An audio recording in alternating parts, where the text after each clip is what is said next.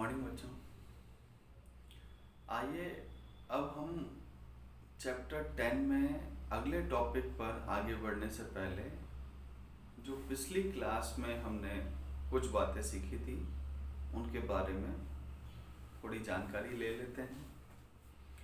पिछली क्लास में हमने चाइनीज पिलग्रिम्स के बारे में देखा था कि फाजियांग जुआनज़ैंग किस तरह से भारत में आए, जगह जगह पर घूमे, गौतम बुद्ध से जुड़ी हुई जितनी भी किताबें थी, मनुस्क्रिप्ट्स थी, उनके स्टैच्यूज थे, उनकी पर्सनल बिलोंगिंग्स थी, उन्हें इकट्ठा किया, समझा और वापस अपने देश जाकर उन्हें ट्रांसलेट किया चाइनीज़ लैंग्वेज में, ताकि चाइना और उसके आसपास के देशों में भी बुद्ध धर्म का प्रचार हो सके।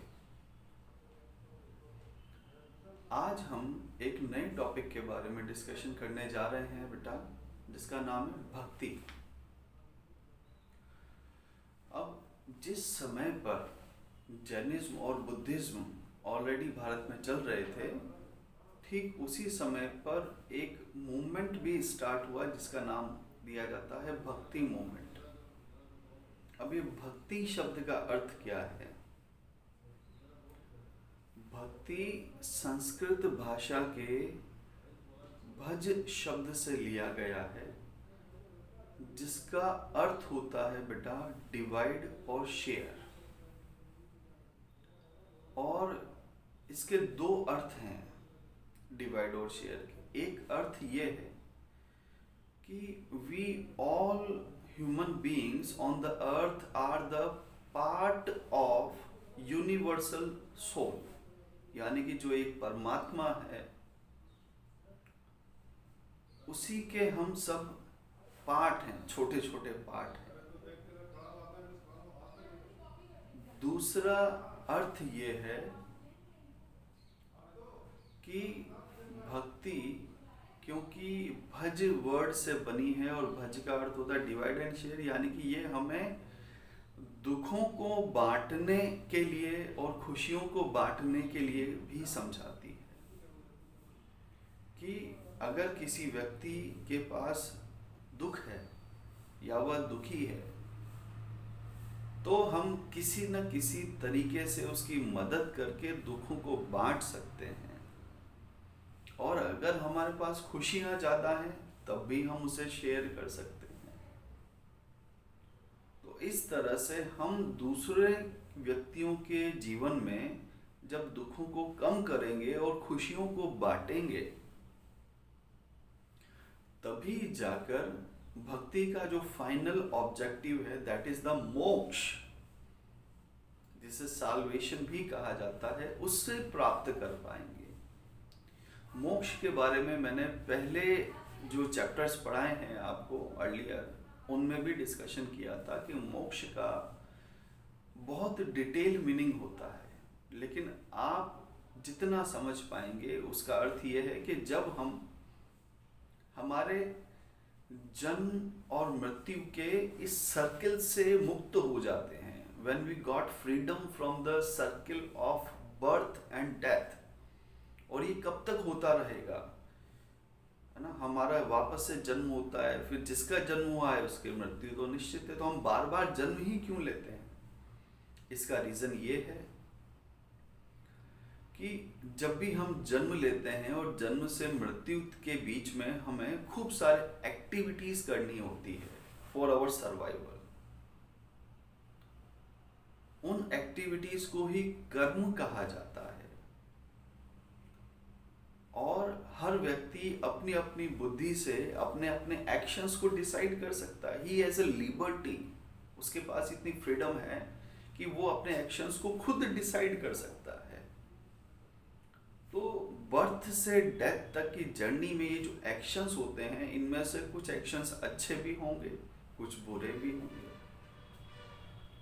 जैसे एंगर, और एंगर में किसी का बुरा करना, that is a bad action और कर्म। अच्छा करना, मदद करना, दैट इज अ गुड कर्म, गुड एक्शन।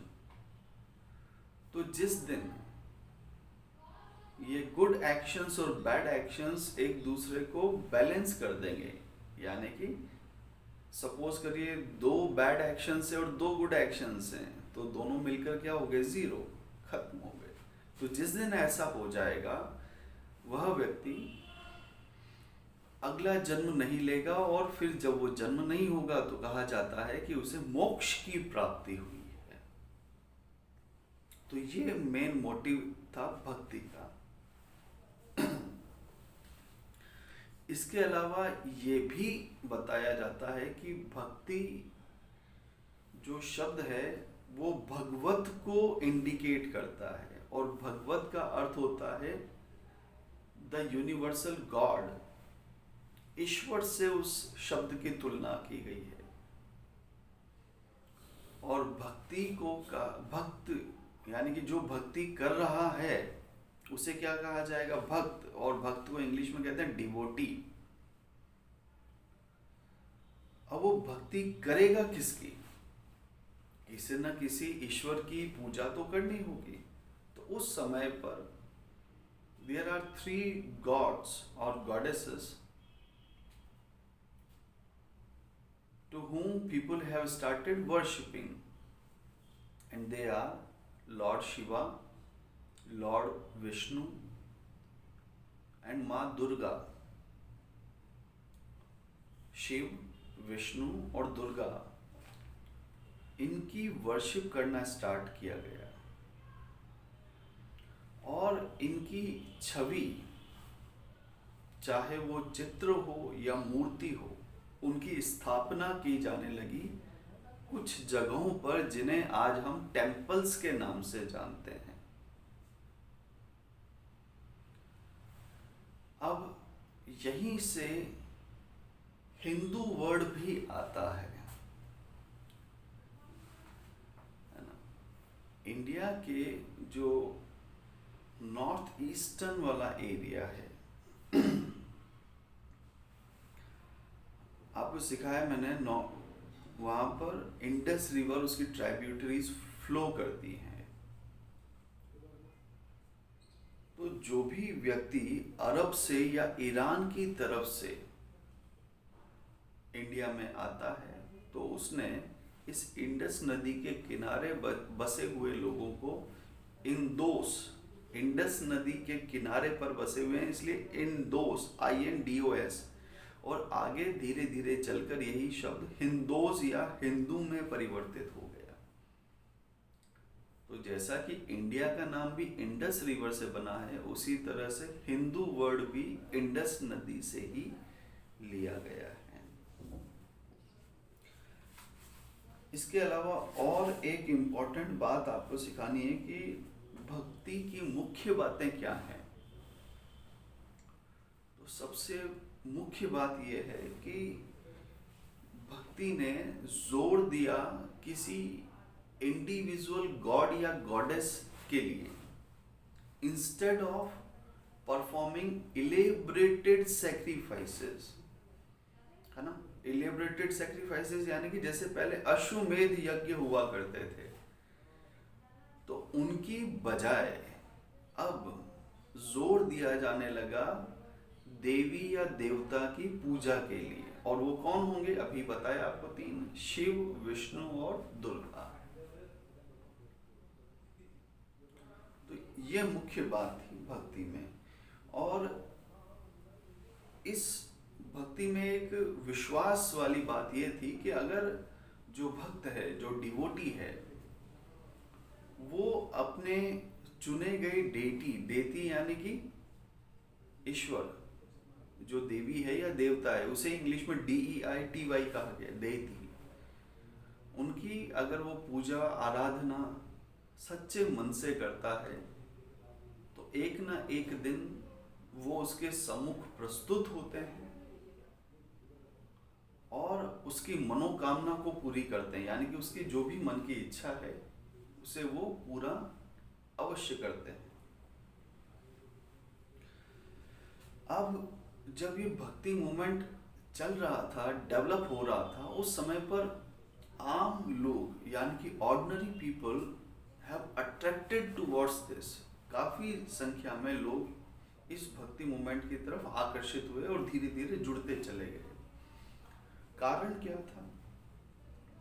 कारण ये था कि भक्ति जो था उसमें किसी भी पर्टिकुलर कास्ट या अमीर गरीब के लिए नहीं था कि केवल अमीर लोग ही पूजा करेंगे या इस कास्ट के लोग ही पूजा करेंगे। वेदर दे आर रिच और poor, they belong to upper caste और lower caste, no matter, everyone has a freedom for the selection of his own deity and worship accordingly। आपको ये स्वतंत्रता है कि आप किसी भी देवी या देवता की पूजा कर सकते हैं और उसके अनुसार आगे बढ़ सकते हैं। इसलिए काफ़ी संख्या में लोग, जब इसमें उन्हें भेदभाव नहीं दिखा, तो वो लोग इसकी तरफ आगे बढ़ते चले गए, जुड़ते चले गए इससे। और दूसरी खास बात ये थी कि all the teachings of the Bhagavad, है ना, ऐसा भी माना गया है कि ये जो भक्ति है ये भगवत वर्ड को इंडिकेट करता है और भगवत जो है वो भगवान से को संबोधित करती है। और ये भगवत गीता एक तरह की सैक्रेड बुक है ना, हिंदुइज्म की, है ना।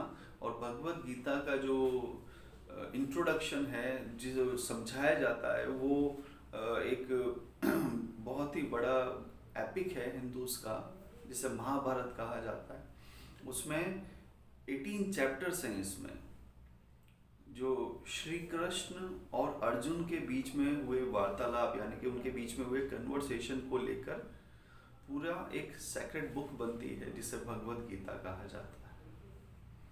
और इसमें बताया गया है कि हमें किस तरह से कई बार अपनों के विरुद्ध ही जाना पड़ता है और हमें क्या करना चाहिए, किस तरह से करना चाहिए लाइफ में, क्या नहीं करना चाहिए, वो सभी अच्छी अच्छी बातें कही गई हैं। और सबसे बड़ी बात ये थी कि ये सारी बातों को समझाने के लिए उस समय के जो सेंट्स थे, उन्होंने ऑर्डिनरी पीपल की लैंग्वेज का ही सिलेक्शन किया, ताकि वो लोग इसे अच्छे से समझ पाएं और ज़्यादा से ज़्यादा लोग इससे जुड़ पाएं, कनेक्ट हो पाएं।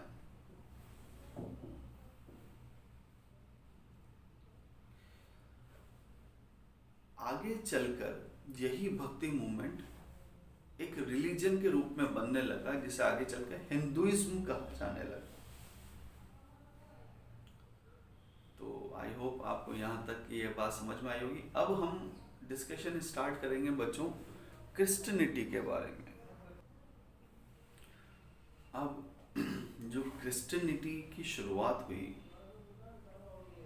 वो हम जानते हैं कि जीसस क्राइस्ट की वजह से हुई, बिकॉज जो क्रिश्चियनिटी को स्टार्ट करने का जो क्रेडिट दिया जाता है वो जीसस क्राइस्ट को दिया जाता है। यरूशलेम के बैथलेहम नामक जगह पर उनका जन्म हुआ और जैसे जैसे जीसस क्राइस्ट आगे बढ़ते रहे, वैसे वैसे उन्होंने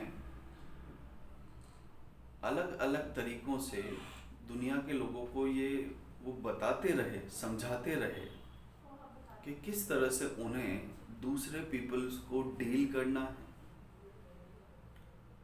उन्होंने दुनिया को ये बताया कि आपको दूसरे लोगों से किस तरह से प्यार से पेश आना है, किस तरह से उनका भरोसा नहीं तोड़ना है।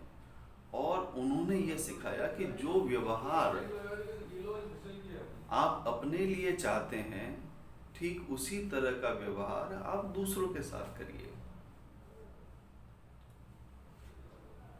जो एक्सपेक्टेशंस आप अपने लिए रखते हैं वो तभी पूरी होंगी जब उन्हीं एक्सपेक्टेशंस पर आप दूसरों के लिए खरा उतरेंगे।